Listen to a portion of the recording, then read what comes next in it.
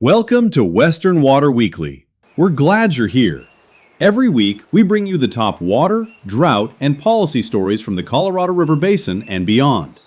Today's roundup covers new weather modification systems, a flood of federal news, such as border wall construction creating serious groundwater worries, and much more. Let's dive in. Arizona will remain under both its statewide drought declaration and its drought emergency declaration following recommendations by the Drought Interagency Coordinating Group. The committee reviewed hydrologic conditions and forecasts for the coming winter, and the message was clear. The warm and dry pattern remains firmly in place. Meteorologists reported that the eastern Pacific Ocean is under a weak La Niña, which typically means Arizona receives less winter rain and snow. Because winter snowpack drives spring reservoir inflows, even a mild La Niña can have real consequences. The only sliver of good news came from the storms in late September and early October, which moistened soils. That means the spring melt may be slightly more efficient. But overall, water managers warned that key stressors remain: reduced snowpack in headwater regions, low projected inflows into the Colorado River Basin, continued pressure on hydropower generation, and high wildfire risk. Their recommendation to maintain Arizona's drought declarations now moves to the governor. On November 17th, the Environmental Protection Agency and the Army Corps of Engineers unveiled their long-awaited proposal to update the definition of waters of the United States. This proposal attempts to clarify which wetlands and streams fall under federal oversight, an issue that has shifted repeatedly over the past decade and was reshaped again by the Supreme Court's 2023 Sackett v. EPA ruling. Under the new proposal, wetlands would qualify for federal regulation only if they physically touch a regulated water source for a significant portion of the wet season. Several exclusions are carried over, including prior converted cropland and certain roadside ditches, and a new exclusion is added for groundwater. Agricultural and industrial groups praise the rule as long overdue clarity. Conservation groups, however, warned that it could reduce safeguards for wetlands that filter pollution, mitigate floods, and support wildlife. Once published in the Federal Register, the comment period will be open for 45 days. In other federal news, President Trump signed H.R. 5371, combining a short-term funding extension with full-year funding for agricultural and rural programs. For the Colorado River Basin, the most important outcome is continuity. Existing programs continue operating under current funding through January 30, 2026. For rural communities, however, the law delivers major gains, including more than $1 billion in rural water and wastewater loans, more than $400 million in grants and loan guarantees, funding for technical assistance, watershed surveys, flood prevention work, irrigation modernization, and dam rehabilitation. $10 million specifically for multi-benefit irrigation modernization. $60 million for tribal and Hawaii homelands water systems. $35 million for planning and operational support in small communities. Nothing in the law changes Colorado River operations, but it strengthens the financial support available to rural and tribal communities. Another federal project is seeing progress in New Mexico. The Bureau of Reclamation awarded a nearly $62 million construction contract for San Juan Lateral Pumping Plant No. 1, which is the largest pumping plant in the entire Navajo-Gallup Water Supply Project. The plant will move 71 cubic feet per second of San Juan River water toward the regional treatment plant, where it will then flow to Navajo communities, the city of Gallup, and to Window Rock. Construction of the San Juan Lateral is now more than 70% complete. First deliveries are expected in late 2028, and full project completion is scheduled for the end of 2029. This project will replace unreliable groundwater sources with a long-term surface water supply, greatly improving drinking water security across the Navajo Nation and the Jicarilla Apache Nation. For the first time in the United States, 2 states have approved ionization-based weather modification systems, one in Colorado, one in Utah. These systems release electrically charged aerosols designed to encourage water droplets to form in passing clouds. Unlike traditional cloud seeding, no chemical agents are used. Colorado's installation, near the town of Gill, is the state's first warm season program. It covers roughly 230,000 acres and could potentially boost rainfall by 15 to 18%, though the state will evaluate performance independently. Utah's installation in Grand County targets both rain and snow. Because Utah relies on snowpack for 95% of its water supply, the state is particularly interested in whether increasing soil moisture before winter storms can improve snowpack and spring runoff. Both states require strict oversight, weather-based shutdowns, and detailed reporting. On November 19th, the Colorado Water Conservation Board voted unanimously to support converting the historic Shoshone water rights into a permanent in-stream flow right. If the Water Court approves the change, it will become the largest environmental water right in Colorado history. The Shoshone rights, dating back to 1902 and 1929, have stabilized flows on the upper Colorado River for decades. Preserving them permanently would support agriculture, recreation, fisheries, hydropower, and downstream communities. Public support was overwhelming. 35 organizations filed statements supporting the proposal, and more than 400 individuals submitted supportive comments.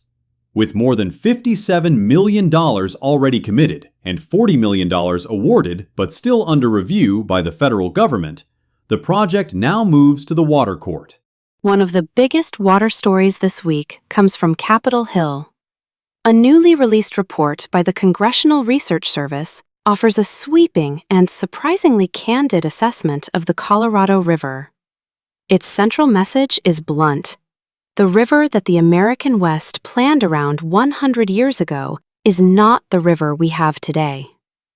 The report walks through every major part of what's known as the law of the river, the complex legal framework that governs the Colorado.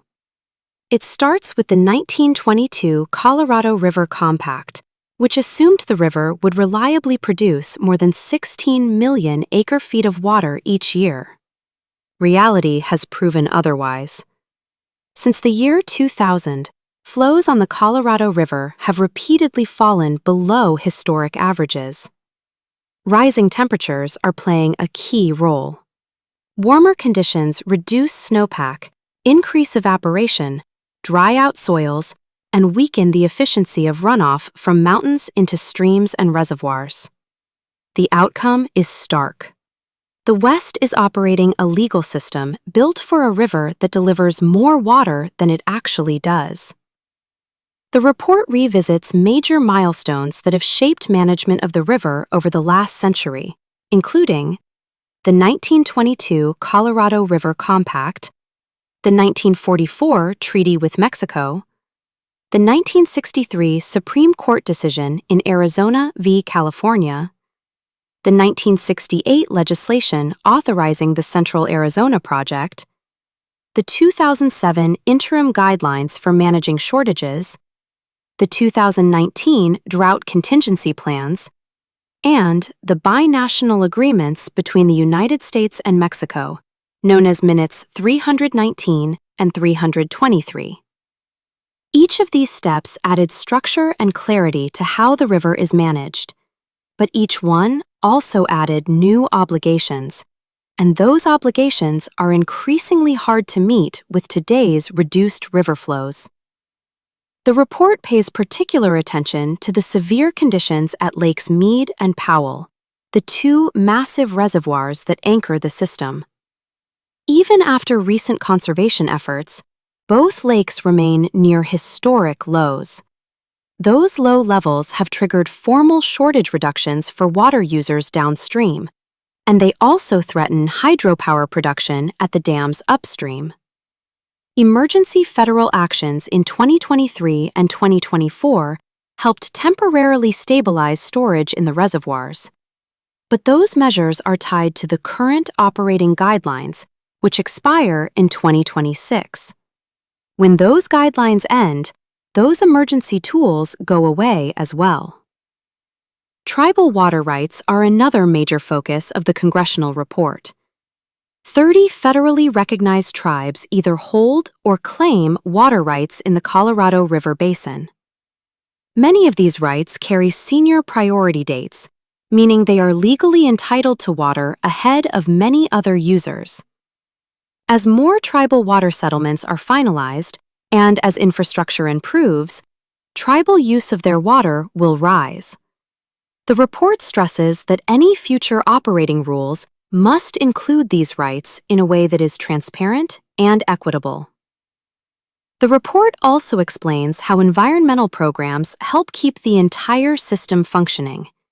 It highlights 4 major efforts: salinity control programs, which maintain water quality; fish recovery programs in the Upper Basin and on the San Juan River; adaptive management of Glen Canyon Dam, which shapes how and when water is released; and the Lower Colorado River Multi-Species Conservation Program, which protects habitat and wildlife. These initiatives are often seen as environmental set-asides, but the report notes that they also directly influence how the river is operated. They protect water quality and ecosystems, and they add further constraints that managers must follow. The core finding of the Congressional Research Service report is unambiguous. The Colorado River is over-allocated. The West has promised more water on paper than the river reliably produces in reality.